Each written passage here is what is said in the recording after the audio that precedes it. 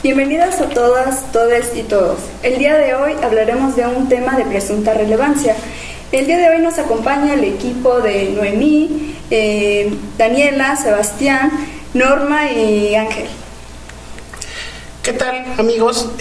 Nosotros vamos a hablar el día de hoy sobre los sentimientos y las emociones durante la pandemia.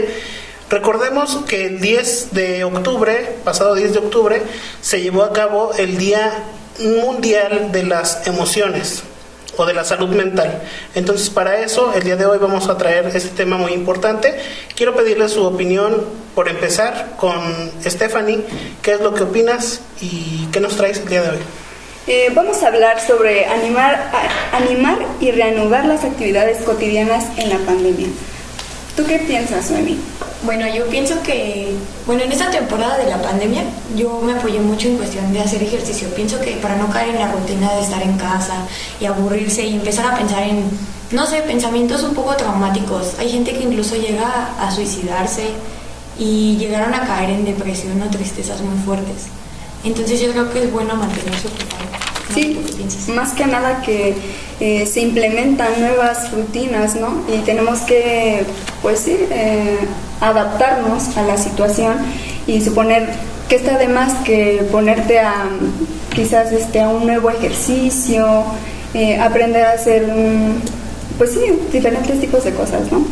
Sí. Y bien, ¿qué podrías tú hacer en cosas para el control de la vida? Aunque a veces puede que nosotros nos reprimamos, nuestras emociones se repriman por lo mismo de que algunas no quieren hacer, actividades.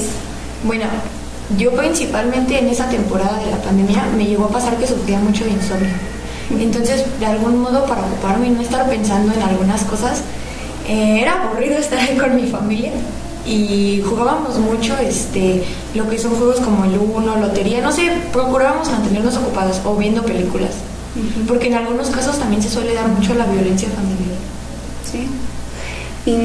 Y pues también aquí entra, ¿no?, la rutina de la alimentación, que a veces hasta la descuidamos por lo mismo. ¿Tú qué piensas? Bueno, ¿te alimentaste bien? Sí, aunque también me di cuenta de que mucha gente le sucedió este caso de que engordó un poquito. Sí. Por la misma situación de que como que se dedicaban a comer, cayeron como que en esa ansiedad de matar su depresión comiendo. Y creo que eso es malo porque no es muy saludable. O incluso las personas como que implementaron el mucho consumo del alcohol o del tabaco, ¿no? Precisamente por ese tipo de... Sí, como que lo ocupaban para llenar ese espacio de que ya no tenían una vida social, ya no podían salir, ya no podían convivir con otras personas. Sí, más que nada razón. Sí. Y ¿tú qué piensas? ¿Cómo afectó tu vínculo social con tu familia? ¿Fue más unida? Pues creo que se volvió un poco como con mi familia mala, porque antes nos llevábamos mejor. Ya ahorita como que estar otra vez ahí encerradas un rato, de por sí en mi casa somos puras mujeres, entonces estar ahí encerradas ya ahora como que nos afecta más porque nos estamos buscando como de pelear. Y creo que no es muy bueno eso, ni es tan sano. Sí, eso es muy cierto. Y como comentaba mi compañera Norma, cuando estás sin nada que hacer en tu casa, sin nada que hacer sin salir, sin tener contacto social, piensas cosas, sobrepiensas las cosas mucho. Entonces, a veces llega un sobreanálisis en el que sacas conclusiones que ni siquiera son ciertas, ¿no? Y eso pues nos orilla, a encerrarnos en una depresión. Hay personas que tienen depresión medicada, entonces como esos temas son muy sensibles, pero es importante como que los pongamos sobre la mesa. Y sobre todo el tema de la violencia. Sabemos que entre familias, cuando viven encerrados, sin contacto social, a veces, como decías tú, Norma, pues entre familia peleas, ¿no? Y te llevas mejor antes. Entonces, por eso vamos a tocar ese tema de la violencia familiar durante esta pandemia y sobre todo durante la cuarentena. Pues como tal se conoce que la violencia ha sido algo trascendental desde tiempos inmemorables y es algo que tiene un contexto histórico muy amplio, pero yo quiero hablar como más a fondo de que los especialistas coinciden que en tiempos de crisis, desastres naturales, guerras, epidemias, el riesgo de que haya violencia familiar aumenta. Y más en este ámbito de la pandemia y del COVID, tenías que vivir en un espacio de que puertas cerradas. Y pues sí, obviamente todos tenemos diferentes maneras de reaccionar, tenemos diferentes formas de ser, entonces había estos pequeños choques como todavía problemas. pero hay muchas personas que sufren más por, no sé, porque hay un peligro en su casa o no tienen ese refugio como tal. Y también hablamos de que pues hay minorías, ya seas como mujer o sea tu orientación sexual, o sea la característica que sea que te haga una minoría, también hace que corras más peligro, porque también hay unos factores que son, por ejemplo, la amenaza de decirte tienes que quedar aquí porque si sales pues te puede dar el virus y tienes que quedarte aquí a lidiar con ese tipo de personas o con esas problemáticas. Y para eso, en primera quiero decirle a todos que nos estén escuchando que pues no estás sola, no estás solo y no estás sola. Les voy a dar algunos tips si ustedes sufren violencia doméstica. Igual, los digo desde mi punto, todos vivimos una realidad diferente, entonces puede ser que lo que yo les diga les sirva y si no, pues lo pueden tomar. Podemos hablar de forma segura, tenemos que encontrar espacios seguros tal vez en amistades, en familia, y no tenemos que tener ese miedo a mostrarnos vulnerables. Si tú estás viviendo alguna situación así, ponte en contacto con tu persona segura o a quien más le tengas confianza o te inspire confianza. También puedes elaborar un plan de escape. Esto quiere decir que si la persona que te violenta, no sé, en algún momento te da la oportunidad, se distrae, sale de casa o no está, puedas escapar de ese lugar que es peligroso para ti. Prepárate y siempre ten un teléfono cargado, tener números listos y memorizados, sin eso llamar a la policía, a tu familia, a cualquier persona cercana a ti que pueda ayudarte en un caso como este. Y si eres madre o eres padre, habla con tus hijos y explícales que esta situación no es culpa suya y que tampoco es culpa tuya y que nadie la provocó, que no es culpa de nadie, porque como hijos sabemos que muchas veces estas situaciones recaen como con mucho peso.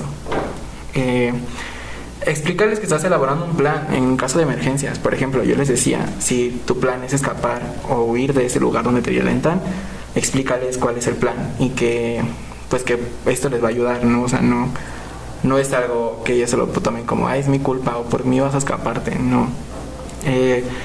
Enséñales cómo y cuándo llamar a los servicios de emergencia.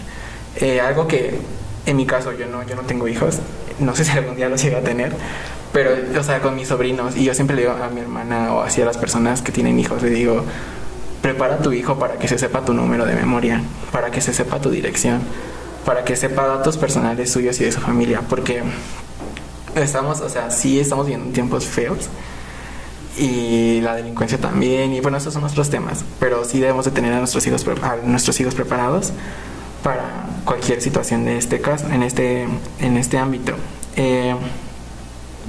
Debemos de platicar con nuestras personas, si convivimos con personas o sabemos de personas que son violentadas, también podemos darle esa abertura. Sabes que si tú vives una situación de violencia, puedes acercarte a mí, puedes tener contacto conmigo. Debemos tener espacios seguros para alguna persona, porque así como yo tengo mi espacio seguro con alguien, me honra saber y que yo sea un espacio seguro para otras personas. También debemos de buscar patrones y desencadenantes, es decir, tenemos una amistad en redes sociales y sus fotos, sus publicaciones pueden reflejar algo así. A veces nos dicen, no te metas, ¿qué te importa?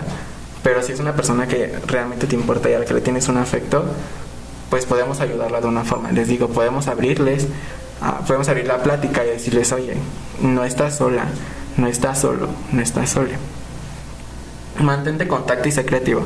Algo que en lo personal a mí me ayudó mucho durante la pandemia es que todos los días hablaba a lo mejor con mi papá, con mis tías, con mis amigos, con mis amigas. Recuerdo que yo en este año, aproximadamente en mayo, yo me enfermé de COVID. Me enfermé una semana antes de mi cumpleaños. Entonces en mi cumpleaños yo estaba sin ver a nadie, sin poder comer las grandes cosas. Los primeros días fueron muy difíciles. Recuerdo que mi primer día me la pasé llorando todo el día. Porque, o sea, de toda mi casa fui la única persona que se contagió. Gracias a Dios. Sí, son creyentes. En mi casa fui la única persona que se contagió. Entonces era muy difícil porque yo estaba en mi cuarto, sin contacto con nadie. Y yo en lo personal soy una persona que siempre está de aquí para allá. Tal vez en la calle, pero en mi casa bajo a la sala, subo, bajo, subo, vengo y voy. Y entonces para mí era muy difícil. Y recuerdo que los primeros días eran de llorar. y de pensar cosas, como les decía, cuando estás sin nada que hacer y en soledad, piensas cosas que ni al caso. Y yo decía, no, ¿y si mañana me muero? ¿Y si mañana contagio a mi mamá? ¿Y si mañana pasa esto?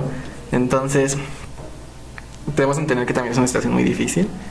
Y el contacto en internet, con videollamadas, nos puede ayudar mucho. Les decía, a mí me ayudó mucho eso, que cuando yo estaba como sin contacto con nadie, todos los días hablaba con mi papá, ¿no? Así hasta, a veces ni tenemos nada que decir, pero ahí nos estamos viendo nuestras caras. Y eso era muy bueno, o sea, a mí me ayudó mucho. Y entonces tenemos que también tener esa sensibilidad a la hora del tema, en este caso de la violencia doméstica, durante la pandemia, porque pues estamos aislados. A lo mejor, no sé, yo puedo hablar con Tefi, que vive algo lejos de mi casa, ¿no? Entonces también tenemos que tener como esa sensibilidad al tocar este tema. Sí, claro, o sea, ahí se vienen muchos los temas de las consecuencias psicológicas durante esta pandemia, ¿no? Yo creo que eso debe influir mucho en la perspectiva que tenga la persona de la vida, ¿no? Porque, bueno, o sea, yo siento que se dividen dos fragmentos importantes, que se puede decir entre comillas que son como las personas pesimistas y aquellas que le ven el sentido a la vida un poquito más optimista, ¿no? Porque es muy diferente una persona que pues ve toda la vida un poquito triste, o a lo mejor todo lo ve con consecuencia mala, en una pandemia lo va a ver algo mal, ¿no? Que le va a quitar sus vínculos, que no va a poder salir, que ya no va a poder hacer actividades, que se va a aislar totalmente de su mundo, porque a lo mejor era una persona que salía o no sabes, ¿no? Pero le va a afectar bastante, a comparación de una persona a lo mejor que lo ve todo optimismo, ¿no? De una manera pues alegre. Se puede decir que va a decir, no, pues voy a convivir más con mi familia, voy a ver más, no sé, a mis tíos, o las personas que convivan en casa, ¿no? Entonces voy a estar más tiempo con mi hermano. Y pues ahora con esta pandemia, que fue lo más importante, o bueno, lo más radical en esto, que todo el mundo se tuvo que quedar en casa, ¿no? Con los familiares. Al menos en mi caso, yo era de que casi no llegaba a mi casa, ¿no? Era de que me la pasaba con mis hermanos, que me la pasaba con mis tíos, que me la pasaba no sé qué. Entonces yo siento que eso como lo que va a mencionar Ángel, sí afectó mucho, porque incluso se dividen muchos factores, tanto las personas que estuvieron enfermas del COVID. El Instituto Nacional de Psiquiatría, Ramón de la Fuente Muñoz, mencionó que estas personas les tienes que tener mucha empatía cuando están enfermas, bastante, porque una frase les mueve completamente su mundo, ¿no? Claro, y es muy, muy cierto lo que tú dices, porque yo recuerdo, y bueno, nada más como para, cuando yo me enfermé, pues obviamente no te puedes bañar, no puedes hacer, y tu apariencia pues cambia completamente. Entonces yo estaba muy sensible, o sea, demasiado sensible, y como tú lo dices, un comentario te puede así bajar completamente los ánimos. Recuerdo que yo estaba con una videollamada con mis amigas, y pues yo no, o sea, mi cabello lo traía todo sucio, o sea, me veía fatal. Pero pues yo estaba con mis amigas y dije, son mis amigas, pues en confianza, ¿no? Y una amiga salió hizo un comentario, no recuerdo exactamente qué dijo, pero respecto a mi apariencia, ¿no? Y me hizo sentir tan mal, digo, si hoy me lo dices me va a dar igual. Pero en ese momento me hizo sentir tan mal, porque exactamente, a lo mejor ella no supo cómo lo dijo, o no supo cuánto iba a repercutir. Pero a ver, yo estaba en una situación en la que no estaba en mis manos mi apariencia. Me importaba más mi salud que cómo me veía. Y no, o sea, no estaba en mis manos el hecho de que, no traigo el pelo sucio porque no me quiero bañar, sino simplemente porque no me podía bañar. Y pues sí, tienes mucha razón, Dani, en ese punto. Sí, o sea, es mucho de ver la empatía en especial las personas que son infectados de esta enfermedad, porque no sabes, o cada mecanismo es totalmente diferente, ¿no? Y no solamente afecta físicamente, sino también psicológicamente y mentalmente. Cada mentalidad, cada mente es un mundo totalmente distinto. Entonces este análisis que hizo pues médico, dijo que no eran para mejorar a estas personas o tratar de ayudarlos, era entenderlos a la perfección. Porque una frase, las típicas de, no, esta enfermedad es mortal, ellos lo ven, o sea, porque lo sienten, ¿no? No es lo mismo estarlo comentando. Ellos sienten su cuerpo cortado, no sienten incluso no pueden olfatear, no tienen el gusto, se sienten muy mal, los pulmones les duelen, que la espalda. Entonces, cuando tú les dices esa pequeña frase, a lo mejor suena muy simple, dices, no, pues no, hombre, ¿qué va a hacer? Si solamente es un comentario al aire, ¿no? No, sí duele, sí lastima, la persona se pone a pensar, no, y si el día de mañana yo ya no puedo hacer tal cosa, si no me puedo bañar, no puedo comer, no me sabe esto, ¿y qué tal si me lleva a persecución? Todo es psicológico. Entonces yo siento que es más como la empatía en la familia, ¿no? O además empiezan a tener pensamientos ya muy pesimistas, ¿no? En el caso de los que tuvieron la enfermedad o familiares cercanos, muy cercanos que fueron contagiados, empiezan a tener ese pensamiento tan negativo que te provoca psicológicamente que te enfermes, ya no solamente por el COVID, sino por otro tipo de enfermedades, ¿no? Que finalmente deriva a lo peor. Desde que la mamá deja de cocinar y deja de atender a los hijos terminan pensando que ya la mamá no los quiere, o que los papás no les toman atención, o que viven con el pesar de que, pues sí, mi papá se fue a trabajar, pero yo no sé si va a regresar enfermo o no.